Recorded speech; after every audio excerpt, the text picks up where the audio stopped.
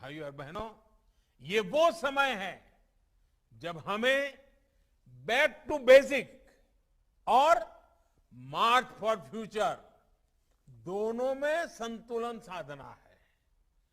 जब मैं back to basic कहता हूं तब मेरा आशय हमारी पारंपरिक कृषि की उस ताकत से है जिसमें आज की अधिकतर चुनौतियों से जुड़ा सुरक्षा कवच था। पारंपरिक रूप से हम खेती, पशुपालन और मत्स्य पालन एक साथ करते आए हैं। इसके अलावा एक साथ एक ही खेत में एक ही समय पर कई फसलों को भी उगाया जाता था। यानी पहले हमारे देश की एग्रीकल्चर मल्टीकल्चर थी, लेकिन ये धीरे धीरे मोनोकल्चर में बदलती चली गई। भिन्न भिन्न परिस्थितियों की वजह से किसान एक ही फसल उगाने लग गया। इस स्थिति को भी हमें मिलकर बदलना ही होगा।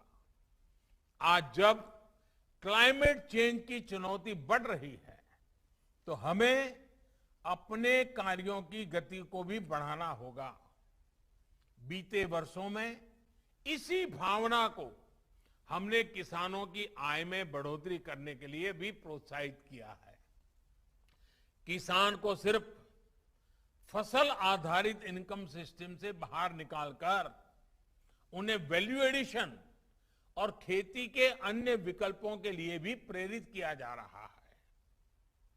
और छोटे किसानों को इसकी बहुत जरूरत है और इसलिए हमने पूरा ध्यान 100 में से 80 जो छोटे किसान हैं उन पर लगाना ही है। और हमारे किसानों के लिए इसमें पशुपालन और मत्स्य पालन के साथ साथ मधुमक्खी पालन, खेत में सौर ऊर्जा उत्पादन, कचरे से कंचन यानी इथेनॉल, बायोफ्यूल, ऐसे विकल्प भी किसानों को दिए जा रहे हैं। मुझे खुशी है कि छत्तीसगढ़ समेत देश के किसान इन्हीं तेजी से इन सारी नई नई बातों को अपना रहे हैं।